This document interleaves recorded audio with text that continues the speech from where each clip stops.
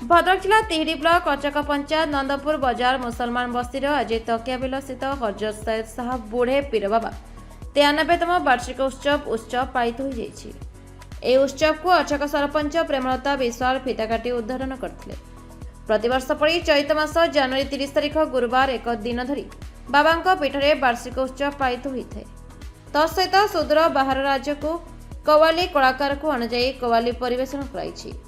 भद्रक जिला तथा पार्श्व जिला मानकरू उभय हिंदू और मुसलमान संप्रदायर हजार हजार श्रद्धालु निष्ठार सहित पीर बाबू को दर्शन करने सहित कव्वाली को उपभोग करथांती।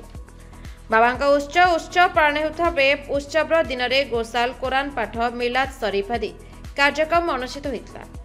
स्थानीय घाटरू पानी अणाई बाबा आस्थान को पवित्र कर चादर चढ़ा सहित सामूहिक कोरान पाठ कराइथिला। प्रत्येक तत्वावधान गोशाल कार्यक्रम अनुष्ठित होता। परे भक्त माने दिवसव्यापी बाबा को दर्शन कर चादर चढ़ाई। तेबे जनगहली नियंत्रण पर पीर बाबा कमिटी और तिहिडी पुलिस पक्षर शांति श्रृंखला निया। उभय हिंदू और मुसलमान संप्रदायर लोक मैंने बाबा वार्षिक उत्सव में जोगदे प्रार्थना करने सहित भोग लगाई। पीठ को आसिया परे सेमानकर मानसिक पूरण होइथिबा कहिसेंती।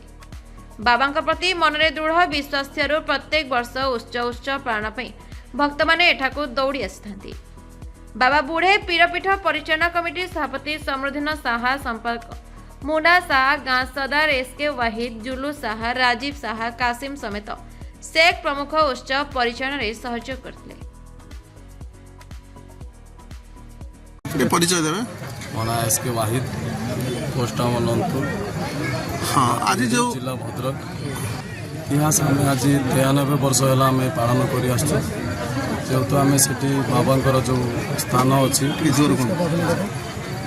बाबा जो स्थान अच्छी आम सब बिल भितर 1 किलोमीटर बा 2 किलोमीटर पाखरे से किसी घर भी ना से बाबा आसिक 100 वर्ष तौर सी आसी से रही जेहेतु आम जापार से गोटे राजा सेठिकार थे जो जमीदार से जापारे कि ये गोटे बाबा अच्छा बोली से अनुदान जमी किसी देते से रहिले। तापर आम किछि दिन पर आम किसी आम धर्म लोक जानिले जो आम बाबा अच्छा बुढ़े पीर बाबा आमर अच्छा से बोली जानिला पर आम समस्ते से धीरे धीरे लोक गले। तापर प्रत्येक वर्ष आम पालन करूँ आ बहुत भल आम पालन करूँ बा समस्त धर्म लोक से जाती बा हिंदू हो मुस्लिम हो समस्ते भाई बोली चारा अच्छी आमर ये और समस्ते से जाती।